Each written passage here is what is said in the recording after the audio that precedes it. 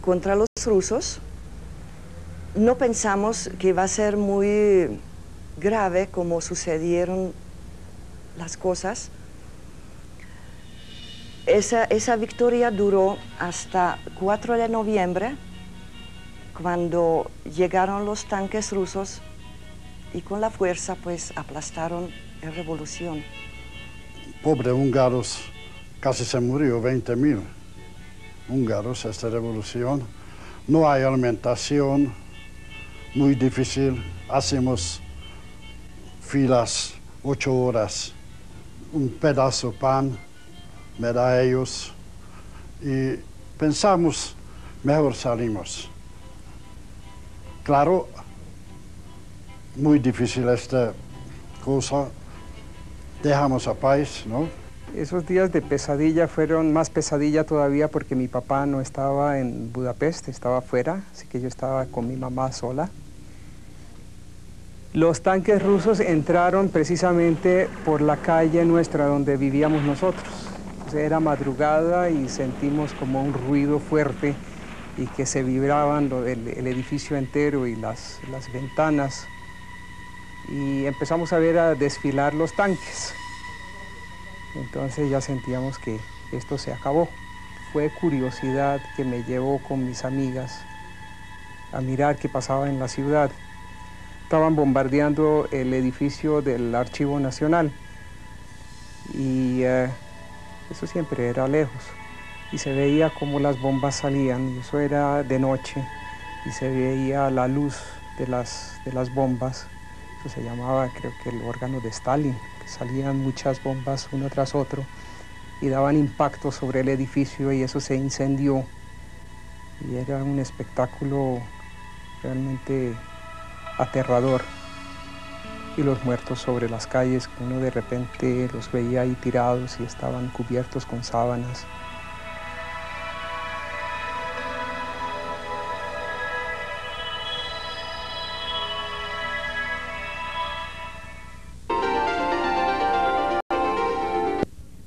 Claro, de los políticas, del fascismo, igual como del comunismo allá. Hungría era ya un país tan pequeño que más de 75% se lo quitaron y no tenía defensas. Como medio perseguidos por política, el primer gobierno revolucionario, claro que en las ciudades también formamos nuestra junta. Entonces, allá eligieron a la junta, mi persona también, perdón. Mi persona también. Entonces hemos temido, después de todo, por la represalia que había podido pasar con nosotros. Llamadas telefónicas por la noche, a las horas de 2, 3 de la mañana, que si yo estoy en la casa. Prometieron los rusos que a nadie quien participó en la revolución no va a pasarle nada. Pero por malos pensamientos nuestros no hemos creído mucho en esto y entonces cada día estaba el asunto un poco más apretado y puedo decirle que hemos salido en el día 17 de diciembre, yo en vestido de mecánico de automotriz. Mejor dicho, no estuvimos vestidos para que nos reconozcan y tenía un orden de ir a la frontera con Austria para recoger allá los camiones y cosas, carros, lo que dejaron los refugiados. Todo estaba organizado, que en el vagón de pasajeros donde estuvimos nosotros, paró en una parte de la salida de la estación de ferrocarriles allá, donde los detectives y el policía que estaba allá cuidando nos saludaron, que pueden salir. Todo estaba arreglado así. No me han podido coger. Entonces así hemos llegado a Austria. Y ahí estuvimos en campamentos de refugiados. Después nos llevaron a un campamento especial. Nosotros de Hungría salimos en diciembre 20 de 1956. y cruzamos la frontera en pura noche para llegar a Eisenstadt. En un río nos tocó cruzar. Pues afortunadamente del otro lado del río, mejor dicho, los austriacos, nos mandaron una lancha, porque como nos tocó cruzar un bosque donde habían militares húngaros y militares rusos, pues los militares húngaros nos ayudaban. Pero teníamos mucho miedo de los rusos, porque eso sí fue fatal, cuando sí uno encontró con la patrulla rusa. Pero afortunadamente pudimos llegar hasta la frontera austriaca y nos llevaron al otro lado. Yo no tenía pasaporte, he huido, yo soy refugiado político, he pasado a través de la frontera ilegalmente y llegué a Austria caminando durante 2 días y 2 noches, ¿no? Casi perdido hasta que pude llegar a Austria. Y crucé la frontera en una cosa sumamente curiosa y jamás olvidaré, porque existe una franja que se llama zona de nadie, que está arada, y en esta zona es más o menos como unos 50 metros de ancho, y está lleno de minas y está lleno de púas de alambre. Y veníamos como 6 y nadie se atrevió a cruzar. Entonces yo le dije, bueno, yo me voy a cruzar primero, pero entonces pisan en las mismas pisadas mías. Y resulta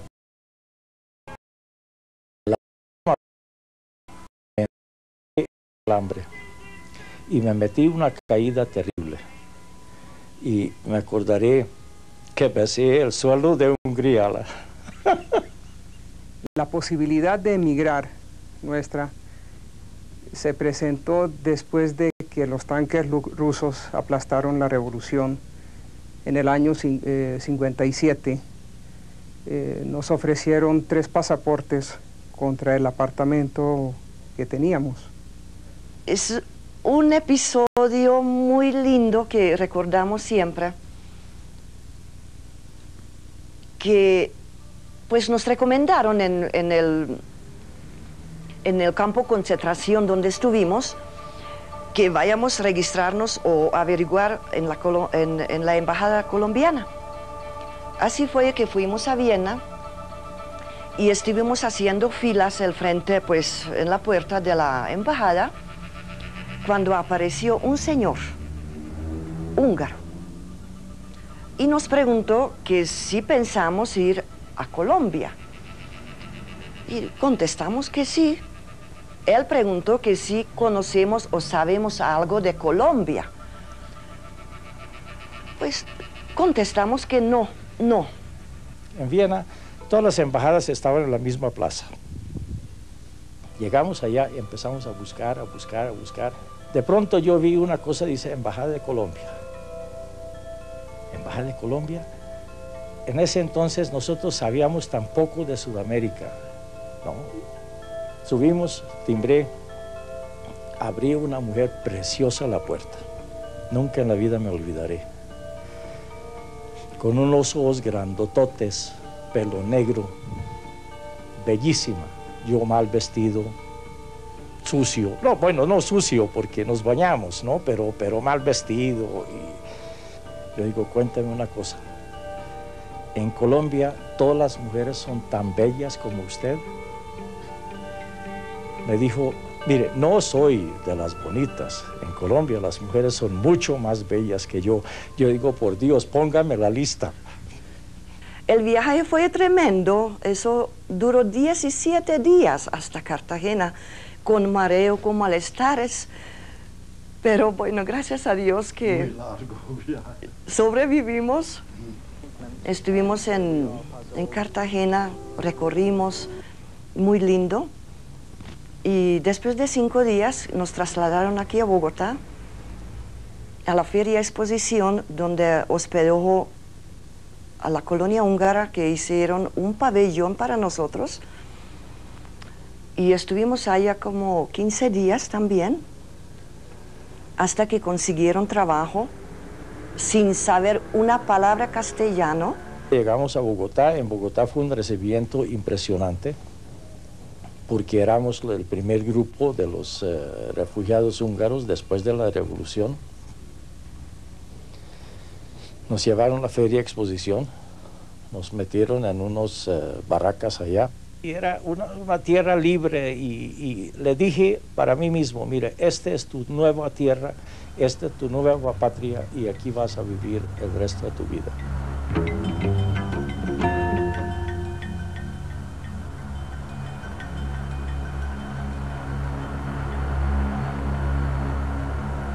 Perestroika es todo un proceso que empezó a gestarse, yo creo que en los años 50, no es que perestroika llega de un día para otro.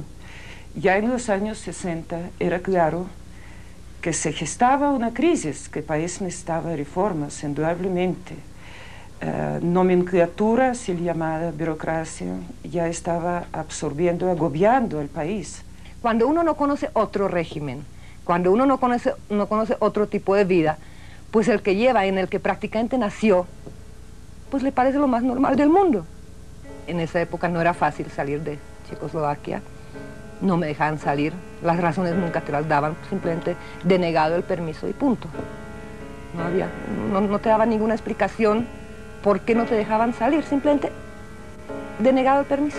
Mis padres esperaron 12 años para el pasaporte. Eso conllevó a despidos y una serie de cosas que yo nunca me enteré realmente. Fue muy difícil para ellos. Y era un gran secreto porque si hubiera sabido me hubieran echado a mí del colegio, universidad, etcétera, etcétera, etcétera. Eso era algo que era muy conocido en todos los países de la cortina, la gran mayoría de los países de la cortina de hierro en esta época. Y en 1970 salimos, pero mientras yo estuve en Rumania, yo realmente pues tuve considero que tuve una excelente educación, tanto a nivel pedagógico, colegio, nivel académico, pues como en mi casa. Realmente no me faltó nada porque no sabía qué tanto me faltaba. O sea, cuando ya salí, realmente me di cuenta que tanto no tenía, pero eso, como ya sabemos, todo es muy relativo, pero nunca pasamos hambre. Cuando había jamón en la nevera, sabía que habían invitados. Pensar en un carro era como pensar hoy en día en un Jumbo 747. Nadie lo tenía, no nos hacía falta. El transporte público era lo normal, lo corriente, muy bueno. Mis padres disponieron así que yo tengo que salir. En 83, cuando una prima me escribió una carta que mamá está muy grave, que no sé qué, me fui por 20 días más o menos. Los días que estaba más o menos 2 semanas en mi tierra, a ninguna parte pude irme sola. Yo quería ir pues para recorrer los lugares donde yo corría de niña y no sé qué cosas, y en todas partes tenían que acompañarme. Yo no sé si era porque tenían orden de que me acompañen o porque tenían miedo que algo me puede pasar. Esos detallitos a mí me sorprendieron mucho, entonces bendito sea mi papá que sabía lo que hace, porque yo no viviría. A pesar que ya estábamos casados, a mí no me dejaban salir. No supimos nunca el motivo, simplemente no me daban el pasaporte. Pusimos los papeles todos y no. Entonces mi esposo ya tuvo que venirse porque no se le prolongaba la visa, o sea que nosotras, Alicia y yo, quedamos solitas en Rumania. Claro que mi familia fue siempre muy unida, me daba mucho apoyo. Uno cuando vive en un país así siempre es contra las cosas que se hacen, contra pues que uno no lo dejan salir o que no le dejan hacer lo que quería, que montar la obra que quería, pues por ejemplo las obras americanas que nosotros nos fascinamos, pero no nos dejaban hacer estas obras. Entonces claro, nosotros formamos como grupitos y ya en la 89 se empezaron a hacer también obras que estaban un poco contra del régimen. Pero sí, antes sí había una censura bastante pues dura y uno no podía hacer lo que quiera. Cuando cayó todo esto, entonces, pues para nosotros empezó a ser más difícil porque pues todos los teatros eran subsidiados del gobierno y ya el gobierno quitó eso, el subsidio de los teatros, y entonces empezaron a formarse unos grupos de actores que empezaron a hacer un teatro privado, pero eso sin contar con ninguna plata. Entonces a nosotros nos tocaba pues vender boletas, hacer cualquier cosa para conseguir plata y hacer los montajes, y se cerraron bastantes teatros. Entonces pues muchos actores les tocó trabajar en otra cosa y muchos salieron del país.